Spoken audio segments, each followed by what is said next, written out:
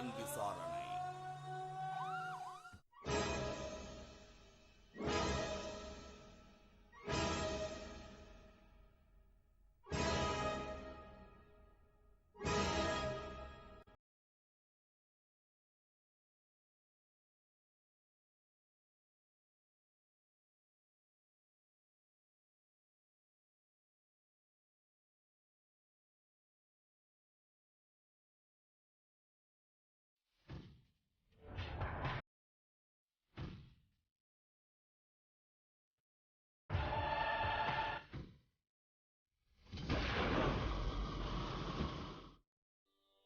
கோவில் இல்லாத ஊரில் குடியிருக்க வேண்டாம் என்பார்கள். கோவில்கள் வெறும் மதம் சார்ந்த அடையாளங்கள் மட்டுமல்ல, அவை நமது பண்பாடு மற்றும் கலாச்சாரத்தின் அடையாளங்களாகவும் இருக்கின்றன.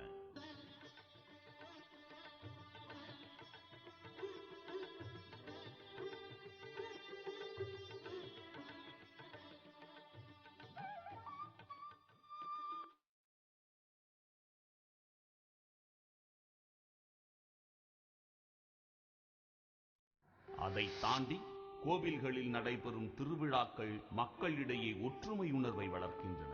கிராமப்புறங்களில் ஆண்டுதோறும் நடைபெறும் கோவில் திருவிழாக்களில் ஊர் மக்கள் அனைவரும் ஒன்று சேர்ந்து தேரெழுப்பது, வழிபடுவது என்று ஒருமித்த சிந்தனை வளர்வதற்கு இப்படி ஓர் வழிமுறை கடவுளின் பெயரால் கடைபிடிக்கப்படுகிறது. ஆடல் பாடல் என்று அகம் மகிழ உயர்ந்த எண்ணத்தை, சகோதரத்துவத்தை திருவிழாக்கள் ஏற்படுத்துகின்றன.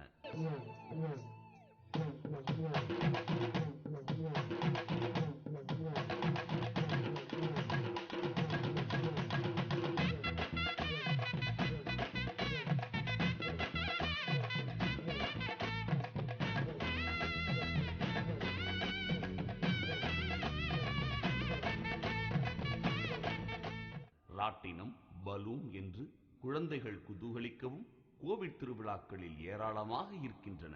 ஆனால் கோவில்கள் உருவாக்கப்பட்டதின் அடிப்படை காரணமே இன்று சீர்குலைந்து வருகிறது. ஒற்றுமையுணர்வுக்கு பதிலாக பிரிவினைவாதம் தலை தூக்கி வருகிறது. இதில் உச்சகட்டமாக வன்முறை வெடிக்கிறது. நெல்லை மாவட்டம் சங்கரன் கோவில் அரியும் சிவனும் ஒன்றே என்பதை உணர்த்தும் கோவில் நகரம். ஆனால் இங்குள்ள பல்வேறு கிராமங்களில் கோவில்களில் ஜாதி சண்டைகள் நடைபெற்று வருகின்றன. கடந்த 2008ஆம் ஆண்டு டிசம்பர் மாதம் இங்குள்ள பந்தப்புள்ளி வருவாய் கிராமத்தில் அமைந்துள்ள கண்ணநல்லூர் மாரியம்மன் கோவிலில் வழிபாடு செய்வது தொடர்பாக இருவேறு பிரிவினரிடையே மோதல் வெடித்தது.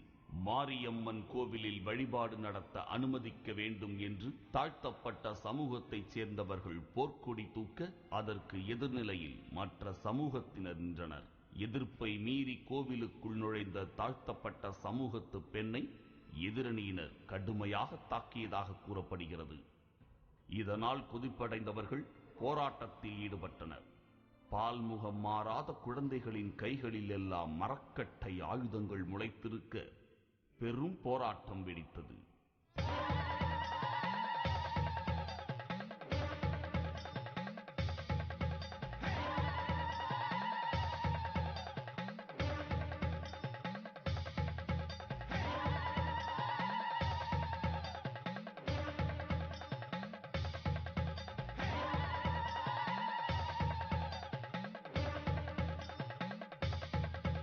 காவல்துறையினரின் சமாதான முயற்சிகள் பலனளிக்கவில்லை.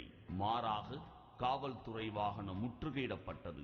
இரு பிரிவினருக்கிடையே கலவரம் வெடிக்கும் நிலையை கட்டுப்படுத்த கோவில் பூட்டப்பட்டது. அதிரடிப்படை உள்ளிட்ட காவல்துறையினர் குவிக்கப்பட்டனர்.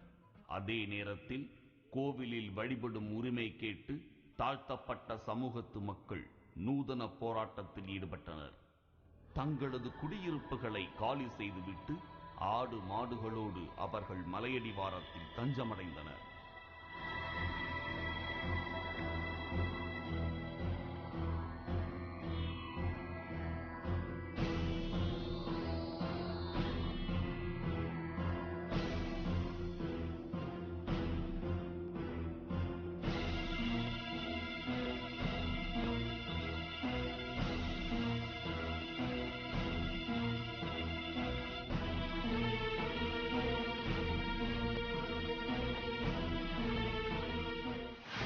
2 நாள் ஆகுது. இன்னையோட 3ஆம் நாள் நாங்கள் சாகும் வரை உண்ணாவிரத போராட்டம் குறைக்க வச்சுருக்கோம்.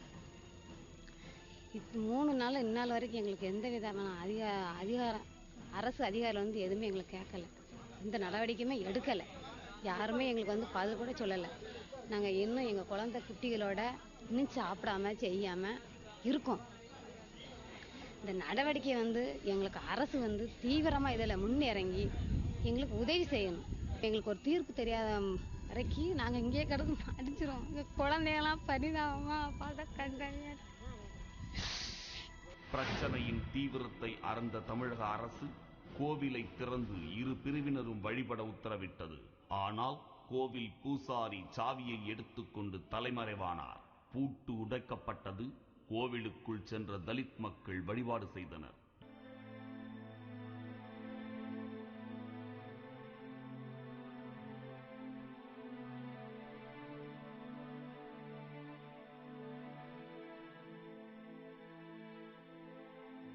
கோயில் வட்டத்தில் உள்ள பந்தப்புள்ளி என்கின்ற வருவாய் கிராமத்தில் நீண்ட நாட்களாக தாழ்த்தப்பட்ட வகுப்பினர் மற்றும் பிற சமூகத்தினரிடையே கண்ணநல்லூர் மாரியம்மன் கோவில் என்ற கோவிலில் நுழைவதற்கு மேலும் வழிபாடு செய்வதற்கும் நீண்ட நாட்களாக இரு தரப்பினருக்கும் பிரச்சனைகள் இருந்து வந்த இந்த நிலையில் கண்காணிப்பாளர், துணை கண்காணிப்பாளர்கள், கோட்டாட்சியர், வட்டாட்சியர் ஆகியோர் கொண்ட அணியினர் கிராமத்திற்கு சென்று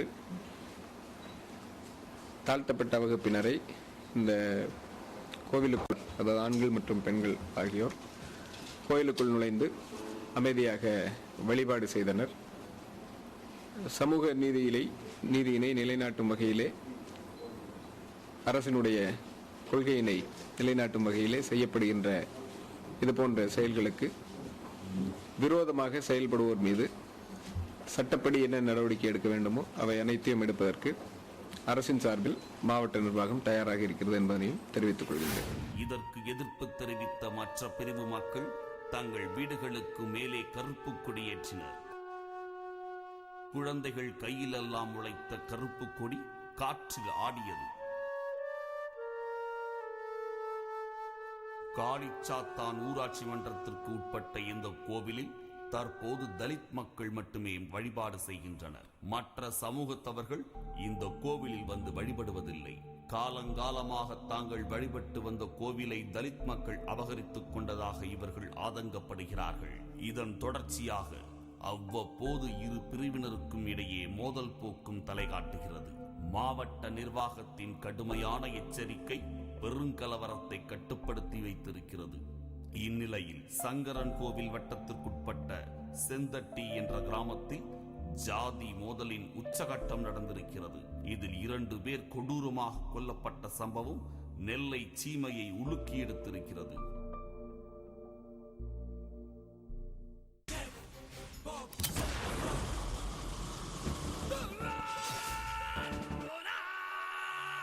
புலன் விசாரணை ஒரு சிறிய இடைவேளைக்கு பிறகு தொடரும்.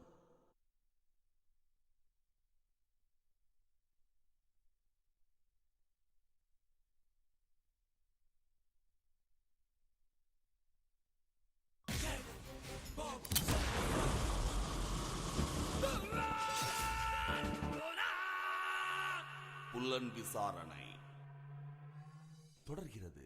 சங்கரன் கோவில் வட்டத்திற்குட்பட்ட செந்தட்டி கிராமத்தில் அமைக்கப்பட்ட முப்பிடாதி அம்மன் கோவிலுக்கு கடந்த 2003ஆம் ஆண்டு கும்பாபிஷேகம் நடைபெற்றது. அதைத் தொடர்ந்து செந்தட்டியிலும் ஜாதி மோதல் தலைவிரித்தாடியது. கோவிலை கட்டிய பிற சமூகத்தவர்கள் தாழ்த்தப்பட்டவர்கள் கோவிலுக்குள் நுழையக்கூடாது என்றனர். ஆனால் அரசு புறம்போக்கு இடத்தில் அமைக்கப்பட்டுள்ள ஆலயத்தில் வழிபாடு நடத்த அனுமதிக்க வேண்டும் என்று தலித் மக்கள் போர்க்கொடி தூக்கினர். பிரச்சனை நாளுக்கு நாள் முற்றிக்கொண்டிருந்தது. ஒரு நாள் மாற்று சமூகத்தைச் சேர்ந்த பெண் ஒருவரை தாழ்த்தப்பட்ட சமூகத்தைச் சேர்ந்த சில இளைஞர்கள் கேலி செய்ததாகவும் அவர் மீது கற்களை கொண்டு வீசியிருந்ததாகவும் கூறப்படுகிறது. இதனால் ஆத்திரமடைந்த மாற்று சமூகத்தைச் சேர்ந்தவர்கள் வன்முறையை கையில் எடுத்தனர். தாழ்த்தப்பட்ட சமூகத்தைச் சேர்ந்த ஈஸ்வரன், பரமசிவம், சுரேஷ் கிருஷ்ணன் ஆகிய 4 பேரும் இருசக்கர வாகனங்களில் வந்து கொண்டிருந்த போது அவர்களை தடுத்து நிறுத்திய கும்பல் அரிவாள் உள்ளிட்ட ஆயுதங்களால் கடுமையாக தாக்கியிருக்கிறது. இதில் ஈஸ்வரனது தலை துண்டாக கீழே விழுந்தது.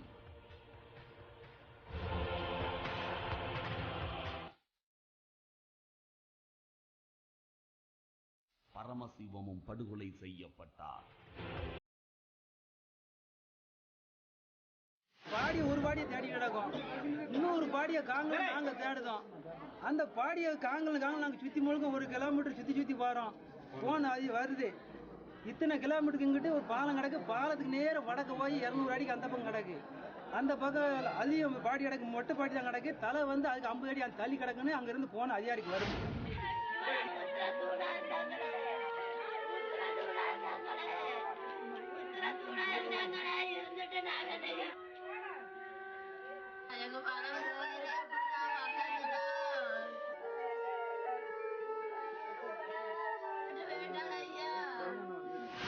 சுப்படையம்மன் கோயிலில் வந்து நாங்கள் பொது சமுதாயமாக சாமி கும்பிட்டுக்கிட்டு இருந்தோம். அதை வந்து இன்னைக்கு வந்து நீங்கள் எதுவுமே எங்கள் கூட வரக்கூடாது, உங்களுக்கு எதுவுமே உங்களுக்கு அனுமதி இல்லை அப்படின்னு சொல்லி எங்களை வந்து விளக்குனாங்க. சரி, நாங்கள் சொன்னதை கேட்டுக்கிட்டோம்னா நாங்கள் பொறுமையாக இருந்தோம். நாங்கள் பொறுமையாக இருந்து நாங்கள் எதுவுமே பேசாமல் ஒதுங்கினவங்களை எங்கள் பையங்க காட்டுக்கு போயிட்டு வீட்டுக்கு வந்த பையங்களை தவறுதலையாக கொலை செஞ்சுட்டாங்க. அவங்க இருந்தா தானே இந்த கோயிலுக்கு வருவாங்க, அவங்க இல்லைன்னு சொன்னா இந்த கோயிலுக்கு வர முடியாதுன்னு சொல்லித்தான் இந்த சுரேஷும் கிருஷ்ணனும் காயங்களுடன் தப்பியோடினர். இந்த சம்பவம் நெல்லை மாவட்டம் முழுவதும் பெரும் பதற்றத்தை உண்டாக்கியது. பதற்றத்தை கட்டுப்படுத்த வழக்கம் போல் காவல்துறையினர் குவிக்கப்பட்டனர்.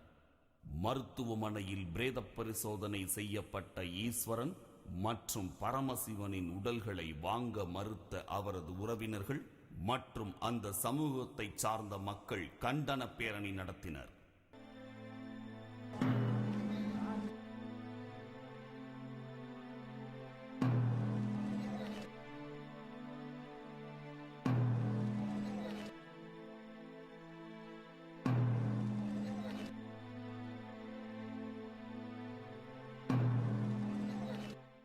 கொலையாளிகள் உடனடியாக கைது செய்யப்பட வேண்டும். கொலை செய்யப்பட்டவர்களின் குடும்பங்களுக்கு தலா 5 லட்சம் ரூபாயும் குடும்பத்தில் ஒருவருக்கு அரசு வேலையும் வழங்கப்பட வேண்டும் என்றும் அவர்கள் வலியுறுத்தினர்.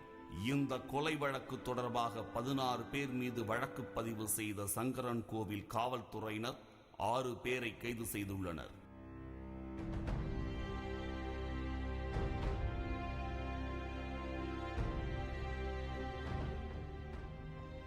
செந்தட்டி கிராமத்தில் 2 கொலை நடைபெற்றது. இறந்து போனவர் பேர் ஈஸ்வரன், பரமசிவன். இது தொடர்பாக வழக்கு பதிவு செய்து 6 குற்றவாளிகள் இன்று கைது செய்யப்பட்டுள்ளார்கள்.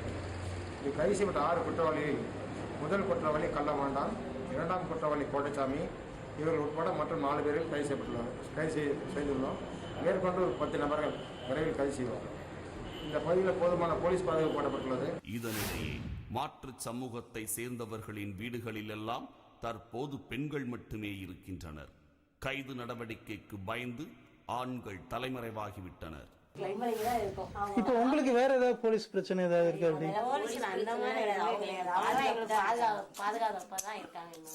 வீட்டு ஆம்பளைகளுக்கு எல்லாரும் ஊர்ல இப்படித்தான் எங்க தெரியல. ஆமா தெரியல, நாங்க தான் பொம்பளை எல்லாம் உட்காந்து வேற எந்த மழை பிள்ளைகளையும் ஸ்கூல் கூட போக முடியாம இருக்கும். ஆமா, பஸ்ஸுக்கு பயமா இருக்குல்ல, சின்ன பிள்ளை எங்க நிக்கும், அதனால பயமா தானே இருக்கு. காடு வரை கூட போக முடியல. இப்ப உங்க ஊர்ல ஆம்பளை எல்லாம் இருக்காங்களா? இல்ல இங்க எல்லாம் கிடையாது. எங்க இருக்காங்களோ சாப்பாடு என்ன கஷ்டப்படுறாங்கன்னு தெரியாது. நாங்க இருக்கிறத வச்சு சாப்பிட்டுட்டு இருக்கோம், அவ்வளவுதான். பழிக்கு பழி வாங்கும் நடவடிக்கையாக அவர்கள் தங்கள் சமூகத்தவர்கள் மீது தாக்குதல் நடத்தலாம் என்ற பயம் அவர்களிடம் இருக்கிறது. அவங்களும் இன்னும் பண்ணுவாங்கன்னு எங்களுக்கு எல்லாரும் சொல்லுதாங்க. ஆமா, சாதுவா போனா தெரியாது, நான் இவங்க பண்ண அவங்க பண்ணன்னு இருந்தா ரொம்ப பயம்தான் இருக்கு. பிரச்சனை வந்துகிட்டே தான் இருக்கும் மாதிரி. அவங்க போலீஸ் இருக்குன்னு இருப்பாங்க, அப்புறம் அவங்க டியூட்டி அவங்க பார்க்கத்தான். நம்ம ஊர்ல வந்து இப்படித்தான் பண்ணுவாங்கன்னு தெரியுது. வெளியூர்களில் தங்கி படிக்கும் தங்களது பிள்ளைகளை ஊருக்குள் வர வேண்டாம் என்று பயத்துடன் இருக்கும் தாய்மார்கள் தடுத்திருக்கின்றனர். பிள்ளைங்களும் அங்கே ஹாஸ்டலில் தங்கி தான் படிக்கிறாங்க, வீட்டுக்கு வர முடியாது. எங்கள் ஊருக்கு பஸ் விட்டாங்கன்னா நடந்து வர ரொம்ப பயப்படுறாங்க ஜனங்க.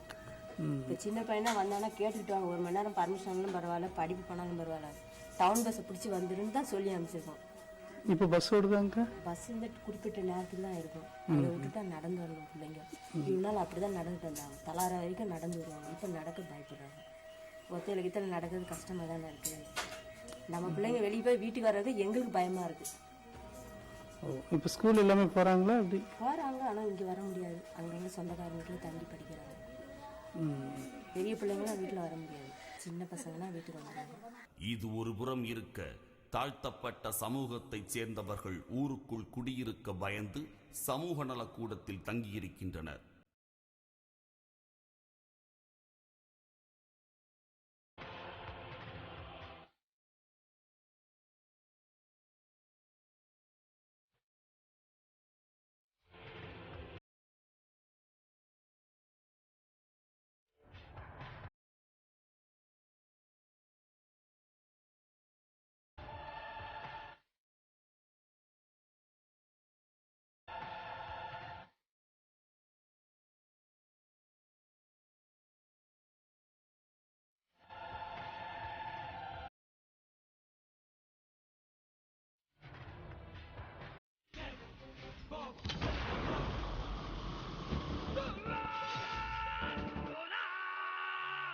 புலன் விசாரணை ஒரு சிறிய இடைவேளைக்கு பிறகு தொடரும்.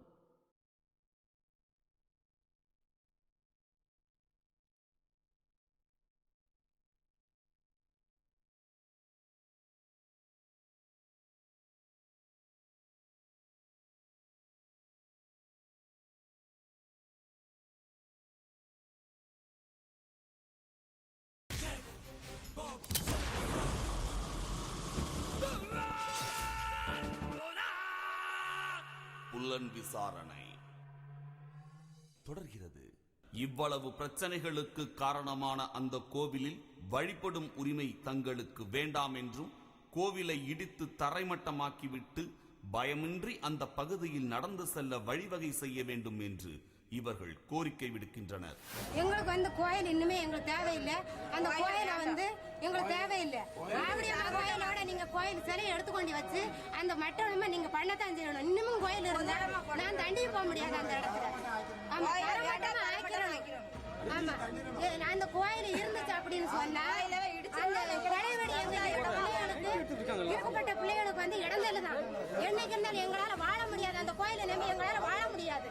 ஆமா, எங்களுக்கு பாதுகாப்புக்கு எங்களுக்கு வீட்டுக்கு இடமும் வேணும். ஆமா, குடியிருக்க வீடு வேணும். கோயில் வேண்டாம், எங்க சமுதாய இடமா வேணும். கோயிலை இடிக்க சொல்லுங்க. இன்னும் 4 வாரத்தை எங்களுக்கு தேவையில்லை. கோயிலை இடிக்க சொல்லுங்க. இன்னும் 4 வாரத்தை வெட்டணுங்காங்க. அவங்களே அரெஸ்ட் பண்ண சொல்லுங்க. இல்லைன்னா எங்களுக்கு கேட்டு கொடுங்க. எங்களுக்கு கோயிலை வேண்டாம், இடிக்க சொல்லுங்க. கோயிலுக்காக நாங்க அதுக்கு போராடல. எங்களுக்கு நடவாத அந்த மத்திய சர்க்கார் கிணத்துக்கு போகணும் தண்ணிக்கு. நான் காட்டுக்கு போவேன், விவசாய வேலை. காட்டுக்கு போயிட்டு நைட்டு 8 மணிக்கு நான் வீட்டுக்கு வருவேன். அதே தடம் தான். ஏன்னா அதே மாதிரி இன்னைக்கு நிலைமை என்ன, நான் மாட்டுக்கு தண்ணி எடுக்கணும்னா வீட்டில் பிள்ளைகளுக்கு சமையலாக்கி கொடுத்துட்டு அதுக்கப்புறம் நான் 8 மணிக்கு தான் நான் தண்ணி போனேன் அந்த இடத்துல. அப்ப இவங்க எல்லாருமே என்ன அவங்க வந்து அந்த இடத்துல பேசாம உட்காந்துக்கிட்டு இருக்காங்க. அவன் பாட்டு சிரிக்க விளையாட கொஞ்சம் வயசு பையங்க பூரா அதுல தூங்கி படுக்க முடியும் எழுந்துக்கிட்டாங்க. அதே நேரத்துல நான் பொம்பளை உள்ள தெற்கடைசி தண்ணி போகணும் சல்கார் கிணத்துல. சல்கார் கிணத்துல தண்ணி எடுத்து நான் 9 மணி 10 மணி வரைக்கும் நான் மாட்டுக்கு தண்ணி கொண்டாந்து சேர்க்கணும். என் பிள்ளைக்காட்டு சோறு இங்க வச்சுட்டு தான் நான் தண்ணி போடணும். அப்ப இவ்வளவுலாம் நடக்கும்போது இவ்வளவு அலுவலம் எங்களுக்கு இல்லைன்னு சொன்னா நாங்க எங்களால அதுல வாழவே முடியாது. இரு பிரிவு மக்களிடையே ஏற்பட்டுள்ள பிரச்சனைகளை தீர்க்க பீஸ் கமிட்டி எனும் அமைதி குழு ஒன்று வட்டாட்சியர் அப்துல் சலாம் தலைமையில் அமைக்கப்பட்டது. ஆனால் இந்த குழுவின் செயல்பாடுகளும் முயற்சிகளும் எந்த பயனையும் ஏற்படுத்தவில்லை. பீஸ் மீட்டிங்கு 4 மீட்டிங் போட்டாங்க. 4 மீட்டிங் போட்டு நல்லபடியாக நடவடிக்கை எடுக்கலை. போதும் போதும்னு சொல்லி அவங்களே நிப்பாட்டி அதுக்கப்புறம் அவங்களா தான் இது பண்ணி போக சொல்லி 2 போலீஸ் பாதாவை போட்டு கடைசி மீட்டிங்கில் போலீஸ் பாதாவை போட்டு ஆடியோ வரன்ட்டு வரல, இவங்களே போக சொல்லிட்டாங்க. போன வருஷம் வரைக்கும் ஒன்றா கும்பிட்டு வந்துருக்கோம். இந்த வருஷம் அவங்க தனியாக எங்கள்கிட்ட எங்கள் நாட்டாமை கூப்பிடாம அவங்க தனியாக கும்பிட்டாங்க. உடனே நீங்கள் நாங்கள் பெட்டிஷன் கொடுத்து நீங்கள் கணக்கு வழக்கம் முடிச்சுட்டு இங்கே தனியாக கும்பிடுங்கன்னு சொன்னோம். அவங்க எங்களை தனியாக பெட்டிஷன் கொடுத்த உடனே சரி நீங்கள் தனியாக கும்பிடலாம்னு சொல்லி டிஎஸ்பி முன்னிலையில் தாலுகா ஸ்டேஷனில் வச்சு பேச்சுவார்த்தை நடந்து நாங்கள் கும்பிட்ட பிறகு நீங்கள் கும்பிட்டுக்கலாம்னு சொல்லிட்டாங்க. சொல்லி ஒப்பந்தம் முடிஞ்சிச்சு அவங்க முன்னிலையில். அதுக்கு பிறகு பீஸ் கமிட்டின்னு 10 தடவை போலீஸே லேட் பண்ணி தாசில்தார் மூலமாக பேச்சுவார்த்தை நடந்துக்கிட்டே இருந்துச்சு.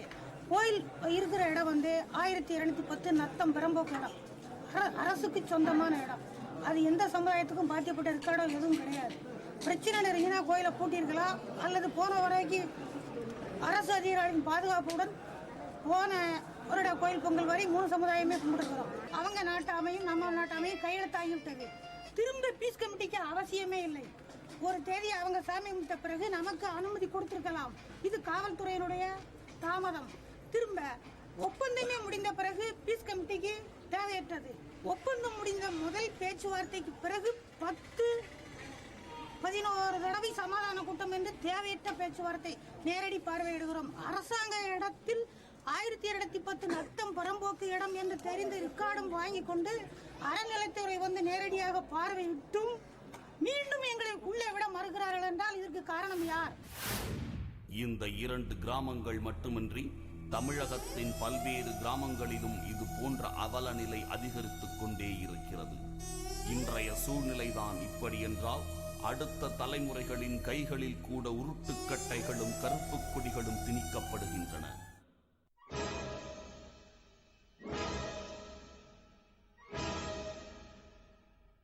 இவை ஏன் நடக்கின்றன?